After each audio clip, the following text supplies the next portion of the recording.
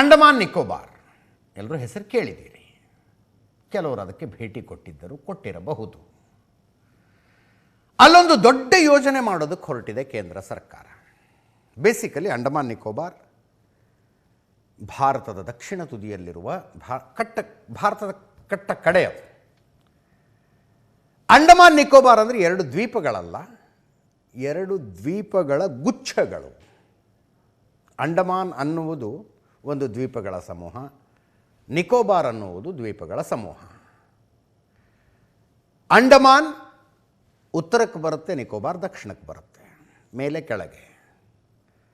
ನಿಕೋಬಾರ್ನಲ್ಲಿ ಕಟ್ಟ ಕಡೆಯ ದ್ವೀಪ, ನಿಕೋಬಾರ್ ದ್ವೀಪ ಸಮೂಹದಲ್ಲಿ ಕಟ್ಟ ಕಡೆಯ ದ್ವೀಪ, ಅದಕ್ಕೆ ಗ್ರೇಟ್ ನಿಕೋಬಾರ್ ಅಂತ ಕರೀತಾರೆ.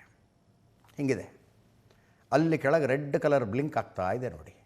ಮೇಲಿನದ್ದು ಅಂಡಮಾನ್ ದ್ವೀಪ ಸಮೂಹ ಹಿಂದೂ ಮಹಾಸಾಗರದಲ್ಲಿ, ಕೆಳಗಡೆದ್ದು ನಿಕೋಬಾರ್ ದ್ವೀಪ ಸಮೂಹ. ಕೆಳಗಡೆ ರೆಡ್ ಕಲರ್ನಲ್ಲಿ ಬ್ಲಿಂಕ್ ಆಗ್ತಾ ಇರುವ ಒಂದು ದ್ವೀಪದ ಹೆಸರು ಗ್ರೇಟ್ ನಿಕೋಬಾರ್ ಅಂತ.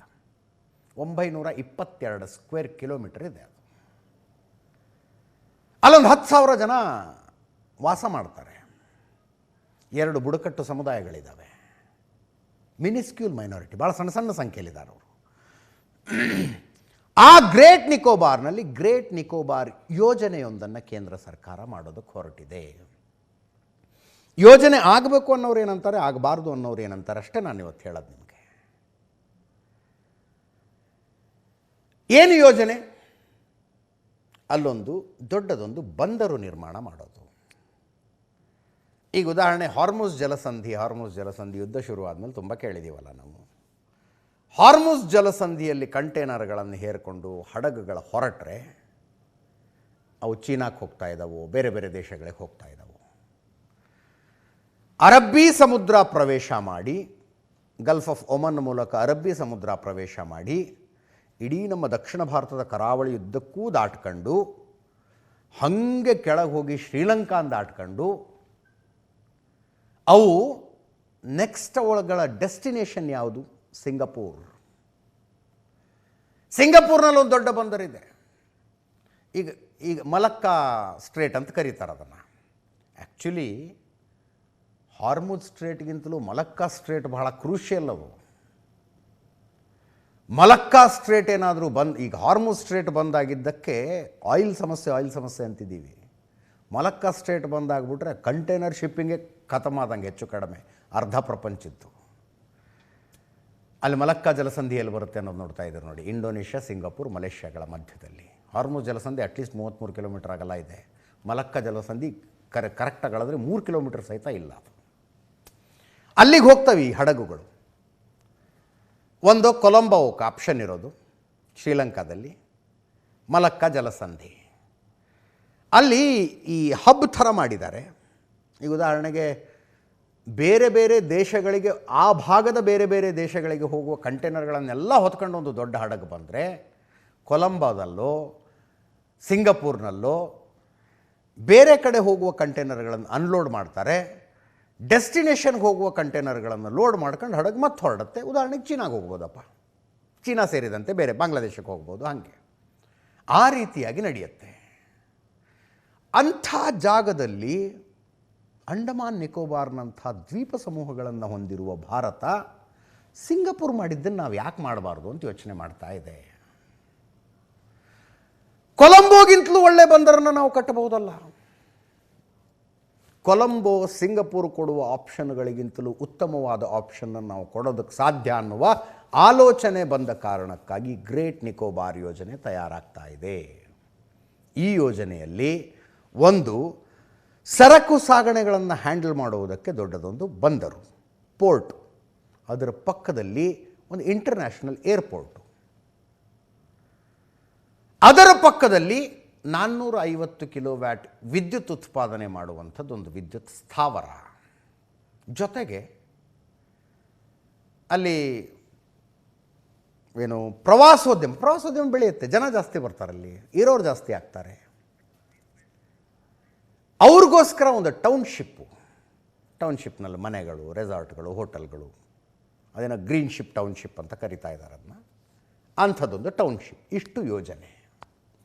922 ಸ್ಕ್ವೇರ್ ಕಿಲೋಮೀಟರ್ ಈ ಗ್ರೇಟ್ ನಿಕೋಬಾರ್ ಐಲ್ಯಾಂಡ್ ಇದೆ. ಅದರಲ್ಲಿ 166 ಸ್ಕ್ವೇರ್ ಕಿಲೋಮೀಟರ್ನಲ್ಲಿ ಇಷ್ಟು ಡೆವಲಪ್ಮೆಂಟಲ್ ಆ್ಯಕ್ಟಿವಿಟೀಸ್ ಮಾಡಬೇಕು ಅಂತ ಒಂದು ಯೋಜನೆ ತಯಾರಾಗಿದೆ. ಖರ್ಚು ಎಷ್ಟು? ಕಡಿಮೆ ಅಂದರೆ 71,000 ಕೋಟಿ ಅಂತೆ. ಇದು 92,000 ಕೋಟಿಯ ತನಕ ಹೋಗಬಹುದು. 71,000ದಿಂದ 92,000 ಕೋಟಿಗಳ ತನಕ ಇದರ ಖರ್ಚಿದೆ. ಇದರ ಫಸ್ಟ್ ಫೇಸನ್ನು ಬೈ ದ ಎಂಡ್ ಆಫ್ 2028ಗೆ ಮುಗಿಸ್ಬೇಕು ಅಂತ ಕೇಂದ್ರ ಸರ್ಕಾರ ತಯಾರಾಗಿದೆ.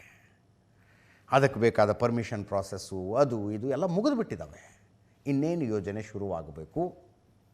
ಭಾರತದಲ್ಲಿ ವಿರೋಧಗಳು ವ್ಯಕ್ತ ಆಗ್ತಾ ಇದ್ದಾವೆ. ವಿರೋಧ ಯಾಕೆ? ನೈಸರ್ಗಿಕವಾಗಿ ತುಂಬ ಶ್ರೀಮಂತವಾಗಿರುವಂತಹ ದ್ವೀಪ ಅದು. ದಟ್ಟ ಕಾಡಿದೆ ಅಲ್ಲಿ. 10 ಲಕ್ಷ ಮರ ಕಡಿಬೇಕಾಗತ್ತಂತೆ ಈ ಯೋಜನೆ ಬಂದರೆ. 10 ಲಕ್ಷ ಮರ ಕಡಿಯೋದಕ್ಕೆ ಹೊರಟಿದ್ದೀರಿ. ಆ ಸಮುದ್ರದಲ್ಲಿ ಅಪರೂಪದ ಸಮುದ್ರ ಜೀವಿಗಳಿದ್ದಾವೆ. ಸಮುದ್ರದ ಆಮೆ ಸೇರಿದಂತೆ ಅಪರೂಪದ ಸಮುದ್ರ ಜೀವಿಗಳಿದ್ದಾವೆ. ಅವುಗಳಿಗೆ ಹೊಡೆತ ಕೊಡ್ತೀರಿ. ಆ ಗ್ರೇಟ್ ನಿಕೋಬಾರ್ ಐಲ್ಯಾಂಡ್ನಲ್ಲಿ ಬುಡಕಟ್ಟು ಸಮುದಾಯಗಳ ಜನ ಇದ್ದಾರೆ. 2 ಬುಡಕಟ್ಟು ಸಮುದಾಯಗಳಿದ್ದಾರೆ. ಒಂದು ಬುಡಕಟ್ಟು ಸಮುದಾಯ ಅಂತೂ ದೇ ಆರ್ ಇನ್ ಅವರ ಸಂಖ್ಯೆಗಳು 100ಸಲ್ಲಿದೆ, ಸಾವಿರಗಳು ಕೂಡ ಅಲ್ಲ, 100ರ ಲೆಕ್ಕದಲ್ಲಿದೆ ಅವರು. ಅಂಥಲ್ಲಿ ಈ ಯೋಜನೆಯನ್ನು ತಗೊಂಡು ಬಂದು ಪರಿಸರವನ್ನು ನಾಶ ಮಾಡಿಡ್ತೀರಿ. 237 ಜನ ಇದ್ದಾರೆ ಒಂದು ಬುಡಕಟ್ಟು ಸಮುದಾಯದವರು ಅಷ್ಟೇ. ನಿಕೋಬಾರಿ ಅಂತ ಇನ್ನೊಂದು ಸಮುದಾಯ ಇದೆ, 1900 ಚಿಲ್ಲರೆ ಜನ ಇದ್ದಾರೆ ಅವರು. 1094 ಜನ ಇದ್ದಾರೆ ಅಷ್ಟೇ. 1094 ಅಷ್ಟೇ ಜನ ಇರೋದು. ಅವರ ಜಾಗ ಅದು. ಅದನ್ನು ನೀವು ಹಾಳು ಮಾಡೋದಕ್ಕೆ ಹೊರಟಿದ್ದೀರಿ. ಭಾರತ ಅಲ್ಲೊಂದು ದೊಡ್ಡ ಬಂದರು ಕಟ್ಟಬೇಕು ಅಂತ ಹೊರಟಿರೋದು, ಇಂಟರ್ನ್ಯಾಷನಲ್ ಏರ್ಪೋರ್ಟ್ ಕಟ್ಟಬೇಕು ಅಂತ ಹೊರಟಿರೋದು ಕೇವಲ ಅದನ್ನೇನೋ 1,60,00,000 ಕಂಟೈನರ್ಗಳನ್ನು ಹ್ಯಾಂಡಲ್ ಮಾಡ್ಬೋದಂತ ಅಲ್ಲಿ ಬಂದರು ತಯಾರಾದರೆ. ಇಂಟರ್ನ್ಯಾಷನಲ್ ಏರ್ಪೋರ್ಟ್ ಆದರೆ ಅಫ್ಕೋರ್ಸ್ ಡೆವಲಪ್ಮೆಂಟಲ್ ಆ್ಯಕ್ಟಿವಿಟೀಸ್ ಆಗುತ್ತೆ. ಗುರಿ ಅದೊಂದೇ ಇಲ್ಲ. ಮ್ಯಾಪ್ ತೆಗೆದು ನೋಡ್ರಿ.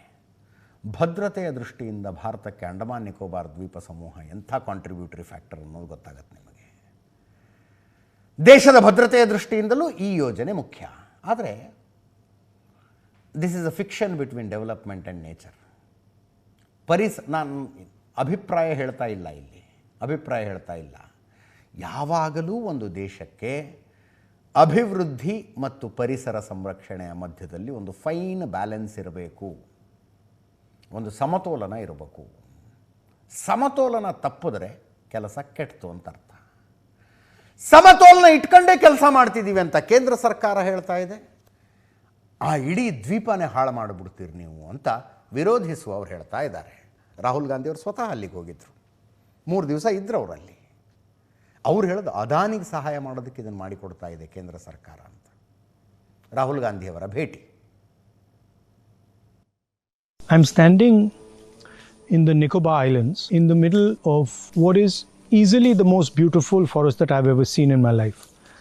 Thousands and thousands and thousands of acres of rainforest, and what is happening here is that all these trees are going to be cut with total disregard for the people who live here, with total disregard for the damage this is going to do to India's ecology.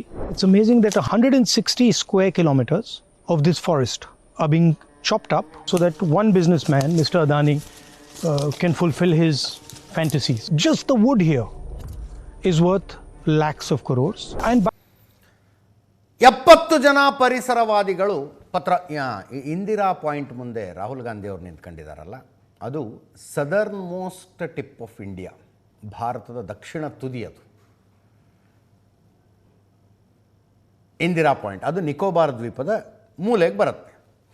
70 ಜನ ಪರಿಸರವಾದಿಗಳು ಪತ್ರ ಬರೆದಿದ್ದಾರೆ ಕೇಂದ್ರ ಸರ್ಕಾರಕ್ಕೆ, ಮಾಡಬೇಡಿ ಈ ಯೋಜನೆಯನ್ನು ಅಂತ.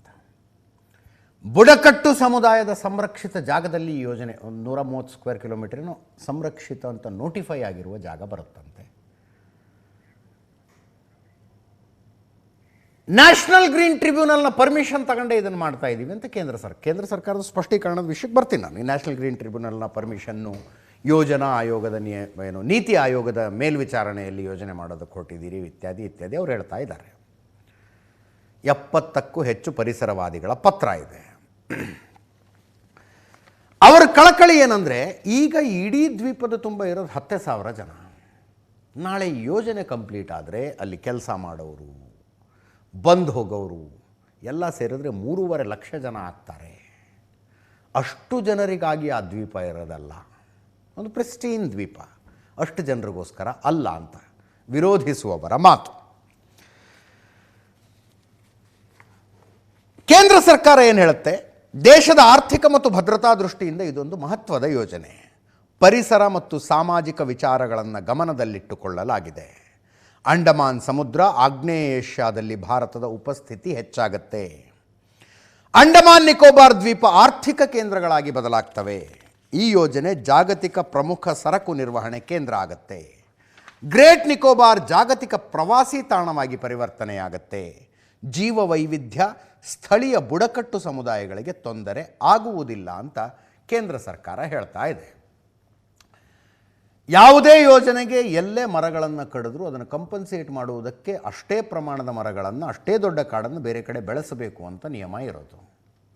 Great ನಿಕೋಬಾರ್ನಲ್ಲಿ 10 lakh ಮರಗಳನ್ನು ಕಡಿದ್ರೆ 10 ಲಕ್ಷ ಮರಗಳನ್ನು ನೆಟ್ಟು ಬೆಳೆಸುವಷ್ಟು ಜಾಗ ಅಲ್ಲಿ ಇಲ್ಲ, ಬೇರೆ ಜಾಗ ಇಲ್ಲ ಅಲ್ಲಿ. ಅದರ ಬದಲು ದೇಶದ ಒಳಗೆ ಇನ್ನೊಂದು ಕಡೆ ಒಂದು ಜಾಗವನ್ನು ಫೈನಲ್ ಮಾಡಿದಾರಂತೆ, ಹರಿಯಾಣದ ಅರಾವಳಿಯಲ್ಲಿ. ಆ ಕಾಡನ್ನು ಇಲ್ಲಿ ಬೆಳೆಸ್ತೀವಿ ಅಂತ ಕೇಂದ್ರ ಸರ್ಕಾರ ಹೇಳ್ತಾ ಇದೆ. ಈ ಯೋಜನೆಯ ಪರ ವಿರುದ್ಧ ಚರ್ಚೆಗಳ ಮುಂದೆ ಜೋರಾಗ್ತವೆ. ಭದ್ರತೆಯ ದೃಷ್ಟಿಯಿಂದ ಮುಖ್ಯ ಅಂತ ಯಾಕೆ ಹೇಳಲಾಗುತ್ತೆ? ಕೇಂದ್ರ ಸರ್ಕಾರ ಯಾಕೆ ಹೇಳ್ತಾ ಇದೆ? ಚೀನಾನ ಗಮನದಲ್ಲಿಟ್ಕೊಂಡು. ಚೀನಾ ಭಾರತದ ಸುತ್ತಲೂ ಬಂದರುಗಳ ಸರಮಾಲೆಯನ್ನು ಹೆಣಿತಾ ಇದೆ. ಸ್ಟ್ರಿಂಗ್ ಆಫ್ ಪರ್ಲ್ಸ್ ಅಂತ ಕರೆಯುತ್ತೆ ಅದನ್ನು. ಉದಾಹರಣೆಗೆ ಶ್ರೀಲಂಕಾದಲ್ಲಿ ಹಂಬಂಟೋಟ ಬಂದರು, ಅದನ್ನು ಲೀಸ್ಗೆ ಹಾಕ್ಕೊಂಡ್ಬಿಟ್ಟಿದ್ದಾರೆ ಚೀನಾದವರು. 2017ರಲ್ಲಿ 99 ವರ್ಷದ ಲೀಸ್ಗೆ ಹಾಕ್ಕೊಂಡಿದ್ದಾರೆ ಚೀನಾದವರು. ಚೀನಾದ ಬಂದರಿಗದು. ಈ ರೀತಿಯಾಗಿ ಭಾರತದ ಸುತ್ತಲೂ ಸ್ಟ್ರಾಟಜಿಕಲ್ ಜಾಗಗಳಲ್ಲಿ ಬಂದರುಗಳನ್ನು ನಿರ್ಮಾಣ ಮಾಡಿ ನಿರ್ವಹಣೆ ಮಾಡೋದಕ್ಕೆ ಚೀನಾ ಹೊರಟಿದೆ. ನೀವು ಅಲ್ಲಿ ಒಂದು ಬಂದರು ಕಟ್ತೀವಿ ಅಂದರೆ ಬರೀ ಕಂಟೈನರ್ ಶಿಪ್ ಅಷ್ಟೇ ಬಿಟ್ಕೋತಾರೆ ಅವರು. ಚೀನಾದ ಮಿಲಿಟರಿ ಹಡಗುಗಳು ಬರ್ತಾವಲ್ಲಿ. ಶ್ರೀಲಂಕಾದ ಮೇಲೆ ಕೂತ್ಕೊಂಡು ಇಡೀ ದಕ್ಷಿಣ ಭಾರತದ ಮೇಲೆ ಕಣ್ಣಿಡೋದು ಎಷ್ಟು ದೊಡ್ಡ ವಿಷಯ. ಪಾಕಿಸ್ತಾನದಲ್ಲಿ ಗ್ವಾದರ್ ಪೋರ್ಟನ್ನು ಡೆವಲಪ್ ಮಾಡ್ತಾ ಇದೆ ಚೀನಾ. ಅಲ್ಲಿ ಕೂತ್ಕೊಂಡು ಉತ್ತರ ಭಾರತದ ಮೇಲೆ ಕಣ್ಣಿಡೋದು ಎಷ್ಟು ದೊಡ್ಡ ವಿಷಯ ಅವರಿಗೆ. ಮಲಕ್ಕಾ ಸ್ಟ್ರೇಟ್ ಮೇಲೆ ಚೀನಾದ ಹಿಡ್ತಾ ಇದೆ. ಚೀನಾದವರು ಅಷ್ಟೆಲ್ಲ ಮಾಡಿಕೊಳ್ತಾ ಇರುವಾಗ ಒಂದು ಅತ್ಯಂತ ಸ್ಟ್ರಾಟಜಿಕಲ್ ಪೊಸಿಷನ್ನಲ್ಲಿ ನಮಗೆ ಅಂಡಮಾನ್ ನಿಕೋಬಾರ್ ಇದೆ, ಅದನ್ನು ಯಾಕೆ ಡೆವಲಪ್ ಮಾಡಬಾರ್ದು ಅಂತ ಕೇಂದ್ರ ಸರ್ಕಾರ ಯೋಚನೆ ಮಾಡ್ತಾ ಇದೆ. ಕೇಂದ್ರ ಸರ್ಕಾರದ ಯೋಚನೆ ತಪ್ಪಲ್ಲ, ಪರಿಸರವಾದಿಗಳ ಕಳಕಳಿಯೂ ತಪ್ಪಲ್ಲ, ಎರಡೂ ಕೂಡ ತಪ್ಪಲ್ಲ. ನಾನು ಆರಂಭದಲ್ಲಿ ಹೇಳಿದ ಹಾಗೆ there should be a fine balance between development and nature. ಮುಂದಿನ ದಿನಗಳಲ್ಲಿ ದೇಶದಾದ್ಯಂತ ಈ ಯೋಜನೆ ಹೆಚ್ಚು ಚರ್ಚೆಗೊಳಪಡುತ್ತೆ ಅನ್ನುವ ಕಾರಣಕ್ಕೊಂದು ಇಂಟ್ರಡಕ್ಷನ್ ಕೊಟ್ಟಿದ್ದೀವಿ.